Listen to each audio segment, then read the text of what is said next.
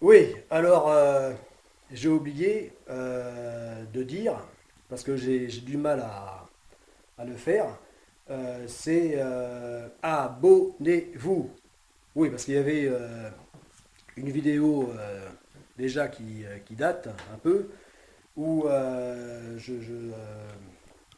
vous disais que j'allais à toutes les vidéos vous rappeler de vous abonner. Voilà. Donc, dans notre intérêt, dans l'intérêt de la France, de l'Europe et du projet Godesarc, hein, puisque tout est lié. Voilà. Donc, bon, eh bien, j'ai du mal, hein, puisque depuis j'ai fait de multiples vidéos sans faire ce rappel. Mais bon, il faut que je m'y tienne. Voilà. Donc, abonnez-vous. Voilà. Voilà. Car nous y serons jamais assez nombreux. Voilà. Là, nous sommes quelques dizaines par chaîne, hein, sur mes 8 chaînes relatives au projet Godesarc. Euh, euh, bon, bien, aucune d'elles encore n'a dépassé, bien que certaines les approchent, donc les 100 abonnés. Voilà. Mais combien même nous y serons des milliers, des centaines de milliers, des millions même, eh bien, ce ne sera jamais assez. Voilà. Dans notre intérêt et donc dans celui du projet Godesarc, ou, vice et versa. Voilà. Alors je reviens sur le concept de navire articulé. Voilà.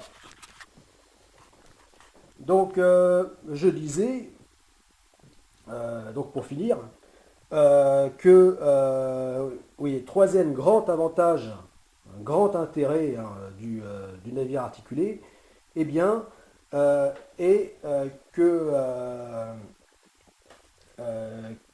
qu'il amène à ce que Godesarc soit en mode Godesarc, hein, c'est-à-dire en mode 360 mètres, soit un navire amphidrome.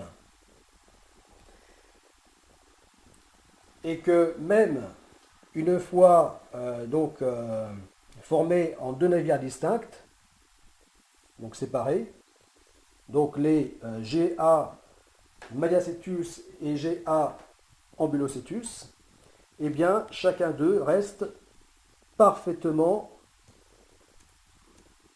donc amphidrome. Voilà.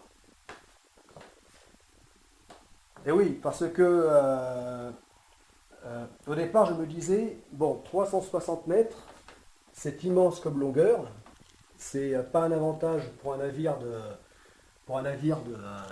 d'expédition, mais le fait qu'il soit long de 360 mètres, tout en étant amphidrome, eh bien, en termes de manœuvrabilité, fait que il ne sera pas plus gênant d'être aussi long que s'il était un navire normal, c'est-à-dire non amphidrome, hein, c'est-à-dire avec un avant et un arrière, de taille plus petite.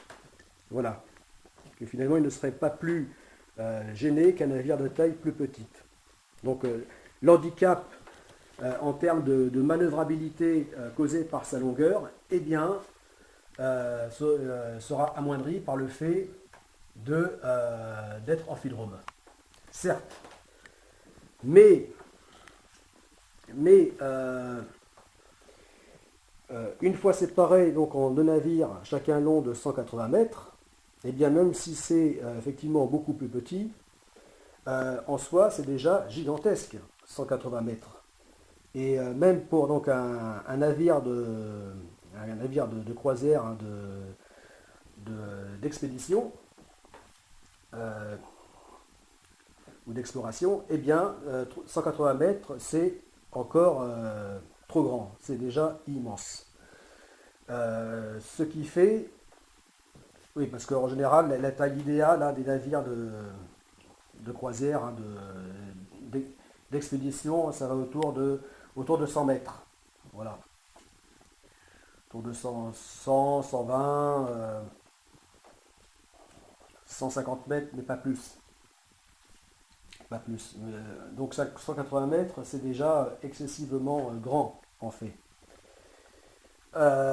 Mais le fait que chacun, donc en mode 180 mètres, reste de véritables navires amphidromes, eh bien, font que, qu'à leur tour, pour 180 mètres, eh bien, ils seront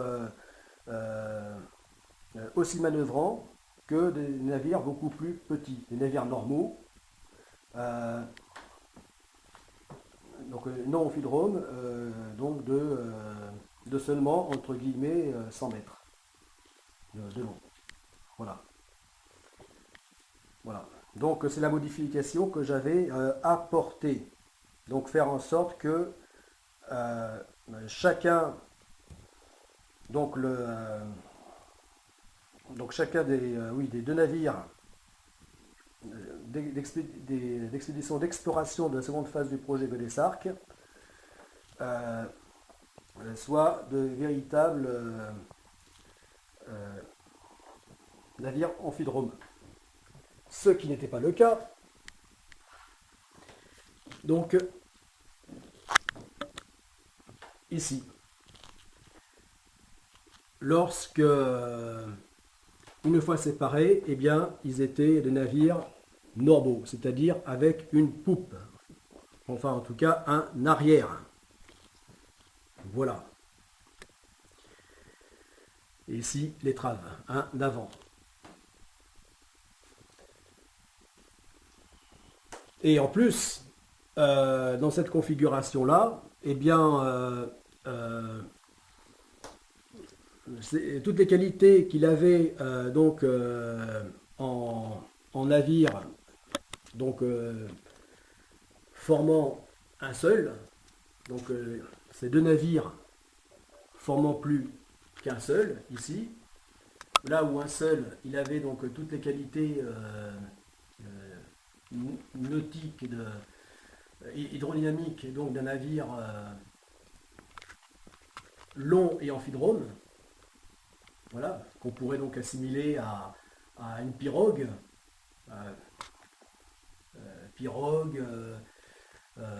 prao ou encore dracar.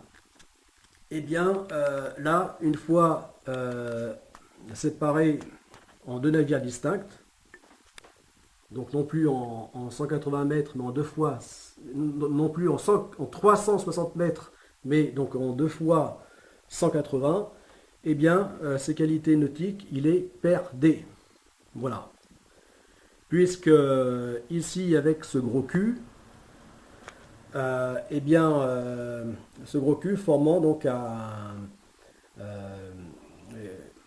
cassant par son caractère non hydrodynamique, eh bien, donc cassant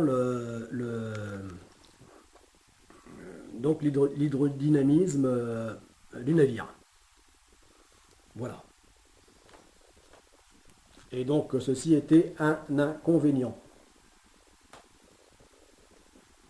Parce que ainsi conçu, eh bien, en mode donc 180 mètres, eh bien ceci formait donc des navires médiocres en termes de qualité nautique. Voilà. Donc excellent, donc en mode 360 mètres, donc les deux assemblés. Et encore excellent, pas en termes de contraintes, puisque j'en suis venu aussi donc au navire articulé pour échapper donc à ces gros problèmes de contraintes, pouvant amener donc au pire à la perte du navire, à la désintégration du navire, là, dans les plus mauvaises conditions de navigation. Voilà. Donc, bon navire en termes d'hydrodynamisme en mode 360 mètres, mais une fois séparé en deux, donc chacun de 180 mètres, eh bien, navire devenant médiocre. Voilà, c'est-à-dire ne pouvant moins bien naviguer, aller moins vite, etc. Demandant plus d'énergie à vitesse égale. Voilà. Alors que là, avec donc la dernière version, donc laquelle je suis revenu et que voilà, revenu et que je reprends, eh bien, c'est que même séparé, donc même en mode non plus 360 mètres avec Godessarc, mais en mode 180, avec les GA Mayacetus et GA Ambulocetus, eh bien,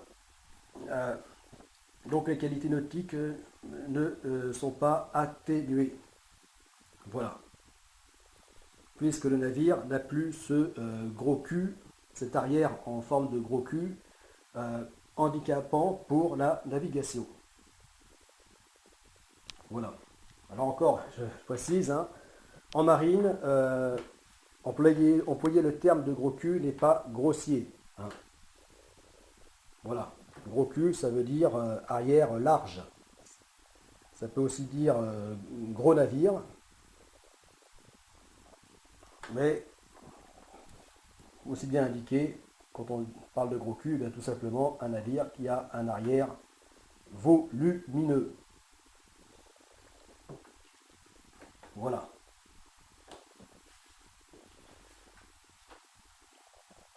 Bon, ben, je ne vais pas m'étaler plus. Hein, je crois que là, même s'il y a toujours d'autres choses à dire, là je dis l'essentiel. Voilà. Sur le pourquoi donc du retour au concept de navire articulé.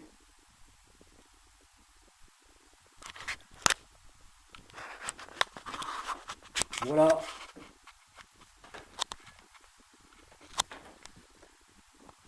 Bon, et bien c'était